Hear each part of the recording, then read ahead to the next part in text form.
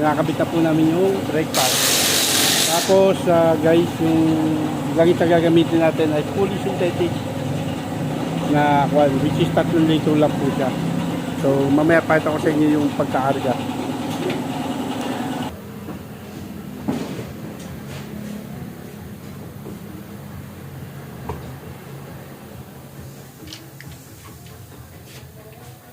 So ito guys, Sachi.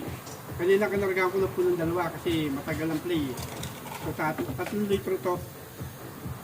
So ito po yung oil natin gamit. Ito Sachi. Ay mabuksan. Ayan po silyado.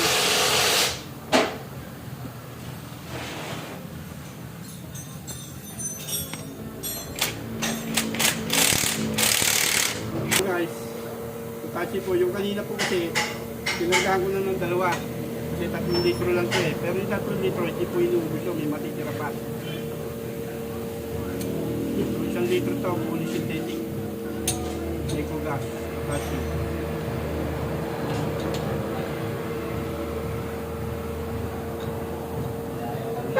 So pagkunan natin lahat para ma-check natin ang sukat. So ang sukat po ng langis natin, ito ang level. Yan lang po. Para makita niya po punasin niya ng basahan.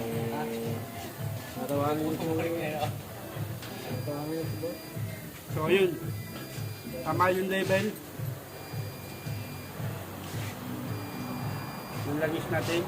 So dadagdagan lang natin ng kaunti para sa filter. So okay na po yan. Ayun. So may natira pa.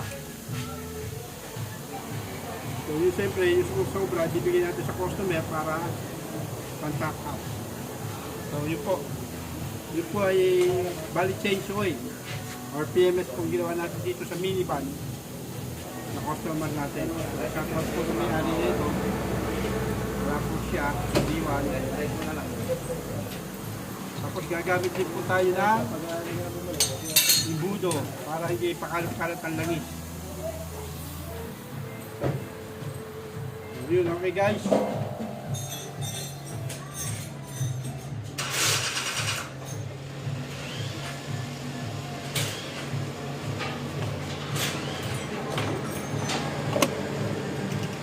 So guys, ulitin ko sa inyo yung pag-check ng langis natin. Pupunasan po natin. So yan po, may level po yan. Ayan o.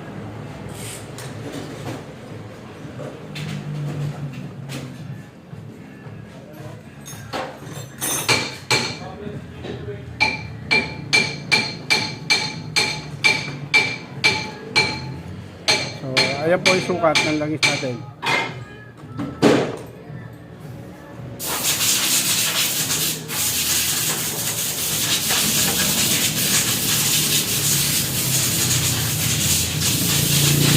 Okay, may langis na tayo. So, paanda rin na lang po natin yan.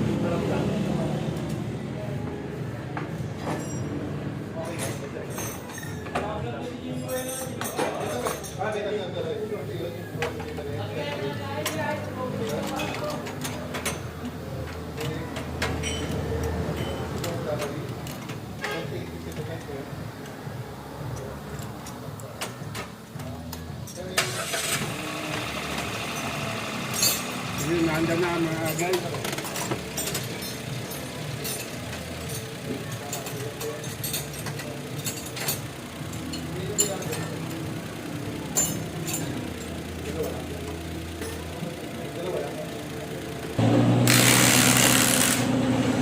Ayan, check na po lahat. Okay na po siya. Yung PMS niya po ay natapos po ng 45 minutes. Bali isang oras din po. So yan po. So minivan.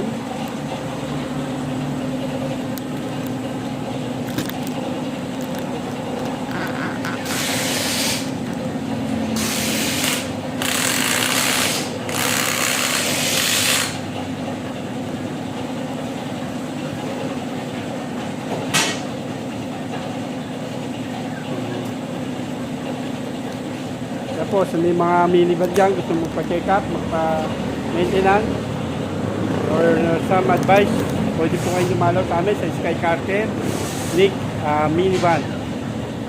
Yan.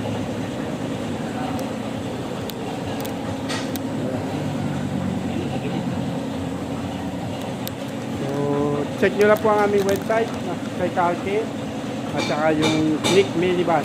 Isa lang po yan. So guys, maraming salamat po for today's video. Maraming salamat po sa inyo. Magandang gabi. Hapon po. At mabuhay po kayo. Lalo na sa mga OFW. Mabuhay.